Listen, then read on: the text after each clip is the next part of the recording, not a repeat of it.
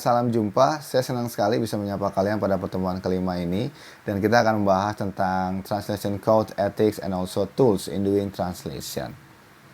Ya, jadi dalam melakukan penerjemahan sebetulnya kita harus mengikuti kode etik yang memang sudah sangat baku ditentukan. Kalau di Indonesia ada HPI, Himpunan Penerjemah Indonesia, ya, dan di luar juga ada Asosiasi Penerjemah Internasional. Jadi kita lihat dulu ya apa kode etik yang harus diikuti dalam melakukan penerjemahan. Pertama, kita harus ikuti juga tentang kaitannya terhadap professional practice. So, translators should endeavor to provide service of the highest quality in their professional practice. Ya, jadi itu dia. Harus mengikuti semua tahapan-tahapan jika dia ingin melakukan satu layanan penerjemahan, ya, dan harus memastikan the highest quality in their professional practice. Ya. Apa sih tahapan-tahapan itu dan juga highest quality-nya itu masuk kategori apa saja? Pertama terkait dengan accuracy. So if you want to be a good translator, you must translate accurately. By accurate translation, understand a translation that preserves the meaning, style, and register of the source document. Jadi ada beberapa syaratnya, ya. Menerjemahkan dengan secara akurat, understand translation yang preserve the meaning, style, dan juga register untuk disampaikan nanti di target language. Berikutnya terkait dengan confidentiality. So, if you want to be a good translator, you must respect under all circumstances confidentiality and privacy of the information contained in all documentation provided by the client for the purpose of translation, unless otherwise required by law. All information shall be confidential and may not be reproduced, disclosed, or even divulged. Okay.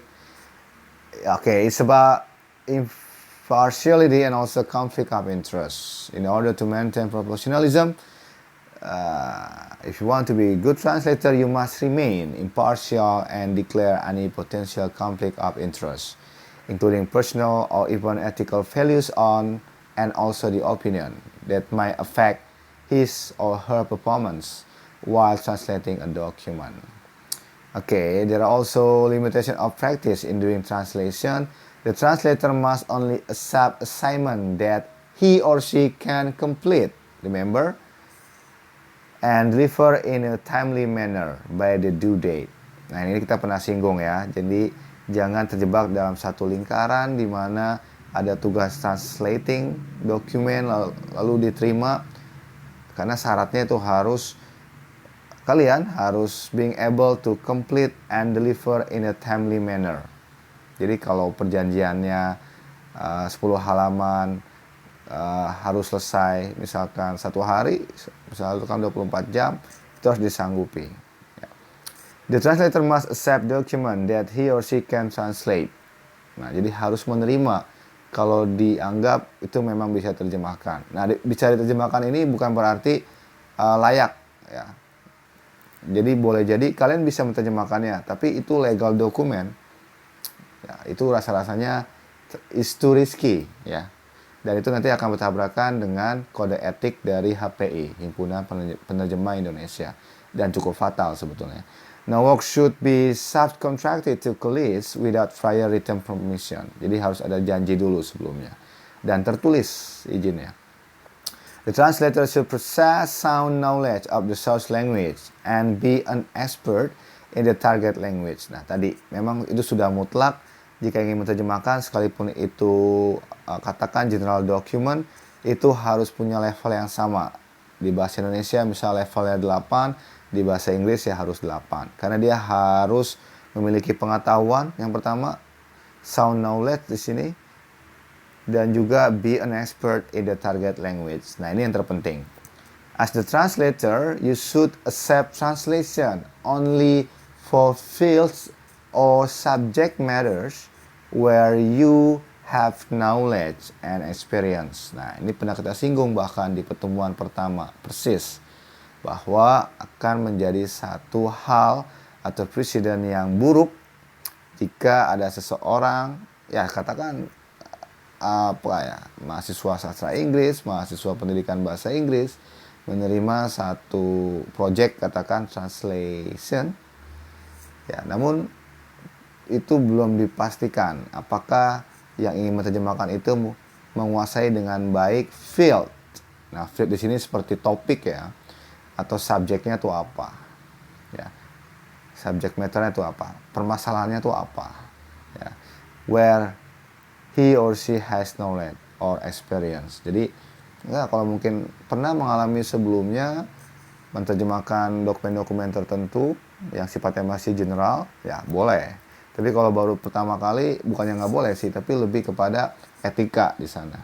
Ya, karenanya kalau memang mau menerima project seperti itu, kalian sudah dari sekarang sudah boleh untuk memulai menerjemahkan yang sifatnya belum by project. Maksudnya, ya katakanlah belum belum belum apa ya, yang pas bahasanya. Ya belum masuk kategori job kayak gitu. Jadi kalian boleh minta ke kawan kalian yang berbeda jurusan, tawarkan saja gitu. Jadi kalian jemput bola, mau tidak saya bantu menerjemahkan 1-2 halaman misalkan di bagian abstrak untuk skripsi dan sebagainya gitu.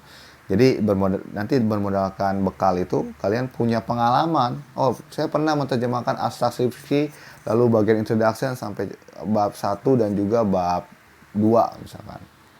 Ya udah, berarti dengan pengalaman itu modal kalian gitu. Jadi jangan belum ada pengalaman lalu ada project yang sifatnya, karena ada kode etik sih, itu yang harus dijaga. Sekalipun bukan anggota HPI ya, tapi lebih kepada sebagai bentuk apa ya?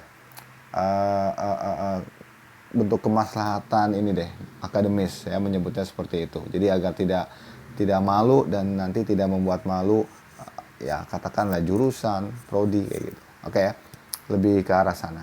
Ya, berikutnya adalah terkait dengan accountability. So, if you want to be a good translator, please keep in your mind, you need to work and must recognize and acknowledge translation mistake and try to rectify them even when the translation has been complete in order to avoid potential liability and risk issue. Nah, ini bahkan saat sudah dikerjakan aktivitas translationnya lalu menemukan baru menyadari setelah sudah dikumpulkan dokumennya, sudah dibayar juga misalkan, lalu ada kekeliruan, kesalahan di beberapa kalimat. Nah, ini kalau berdasarkan kode etik harus mengakui gitu. Jadi harus dihubungi katakan kliennya dan harus berani menyatakan saya keliru menerjemahkan beberapa hal di bagian ini dan ini. Jadi gitu.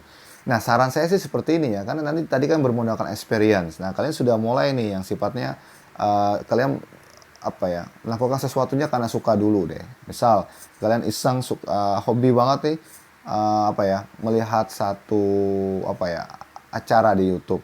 Nah, kebetulan belum ada terjemahannya dalam bahasa Indonesia. Nah, itu boleh kalian menerjemahkan.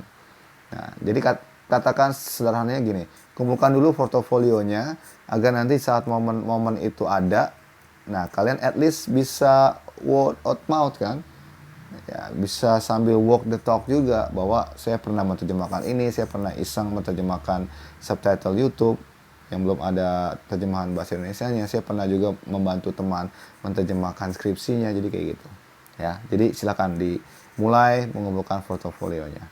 Oke, bagaimana dengan saya?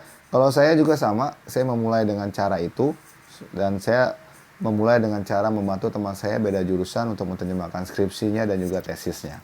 Kayak gitu, ya. Oke, lalu translating specific content. Ini persis sekali pernah kita singgung bahwa seharusnya lebih baik orang yang memahami di konten yang spesifik itu. Karena translator who must translate specific material like fiction have to transcribe a whole story, context. Ya, jadi dia akan involve sama hal-hal itu. Jadi ini sangat penting sekali. The translator has to remain true to the original piece. Wow, ngeri juga kan. Jadi kalau misalkan ada job translation, sekalipun itu general, tapi kontennya harus kalian pastikan dulu itu. Kalian tahu banyak nggak tentang konten itu? Ya, at least itu. Jadi ada kode etiknya. Okay, every translation shall be faithful and render exactly the idea and form the original. This fidelity constitute both a moral and legal obligation for the translator. Oke, jadi ini dari International Federation of Translator. Kalau di Indonesia ada HPI, kalau di luar sana ya, di yang skalanya internasional itu ada FIT. Jadi Federasi Translator Internasional. Ya lumayan. Jadi kode etiknya sudah sangat baku dan harus diikuti oleh semua anggota. Oke, kita akan singgung tentang translation tool. Nah, di pertemuan pertama kita pernah singgung juga ya. Bagaimana banyak sekali menerjemahkan menggunakan Google Translate. Jadi saya langsung saja ke tipsnya. Sebetulnya itu sudah bagus, karena saya juga sempat memperhatikan AI dari Google Translate itu sudah bagus sekali sekarang. Tapi dia belum bisa menjawab masalah-masalah terkait dengan cultural bound problem. Nah, saya langsung jawab aja. Jadi rahasianya tuh ini. Jadi kalian bisa menerjemahkan dengan mengkombinasikan tool satu dengan tools lainnya. Ini saya berikan contoh yang umum sekali ya. Jadi kalau menggunakan Google Translate, kalian setidak-tidaknya menambahkan satu tools lagi. Yang sangat umum tuh thesaurus.com. Ya. Sekalipun ada banyak ya. Kalian bisa cek nanti di webnya. Gabungannya tuh bisa dikombinasikan sama apa. Tapi yang paling umum tuh ini.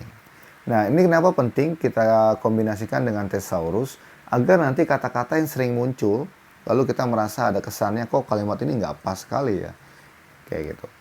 Ya udah, berarti kita masuk ke thesaurus, kalian pastikan cari sinonimnya. Nah, di sanalah akan terjawab kata itu tepat atau tidak pada konteks tertentu, pada situasi atau masalah budaya tertentu. Nah, itu. Jadi, at least sekalipun dengan bantuan Google Translate, kalian tetap ya melakukan satu aktif proses. Ingat ya, translating itu kan sebuah aktif proses dan juga sebuah produk.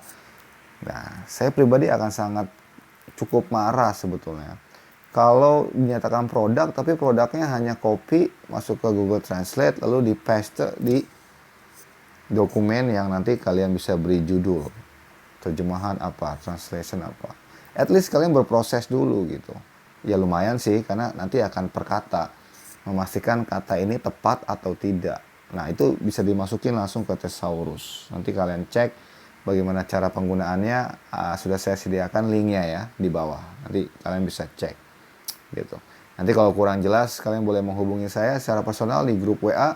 Nanti kita akan seru-seruan bareng ya untuk bagaimana menerjemahkan satu, katakanlah satu jurnal, bukan satu jurnal, terlalu banyak, satu artikel lah ya, yang terdiri dari beberapa paragraf dari bahasa Inggris kita terjemahkan ke bahasa Indonesia dan kita simulasikan bagaimana menggunakan Google Translate dan juga thesaurus. Karena susah juga nih kalau saya menjelaskannya seperti ini kayak gitu. Jadi harus memang sifatnya sinkronus. Oke, everyone. Nah, ini ada latihannya dulu. Kalian boleh coba dulu ya. Kalian terjemahkan paragraf ini ya, tapi menerjemahkannya dengan Google Translate dan juga thesaurus.com. Kalian silakan terjemahkan dari bahasa Inggris ini ke dalam bahasa Indonesia ya. Baru nanti kita ya janjian deh ya, kapan kita mau sinkronus meetingnya. Udah, nanti kita simulasikan bagaimana menerjemahkan dengan baik menggunakan Google Translate dan juga thesaurus. Okay, everyone, I think that's all for today. Can't wait, to have a simulation, with you all, how to use Google Translate and also thesaurus.com. See everyone, I hope this explanation useful. Yep, don't forget to stay motivated, stay healthy, and see ya. Thank you, everyone.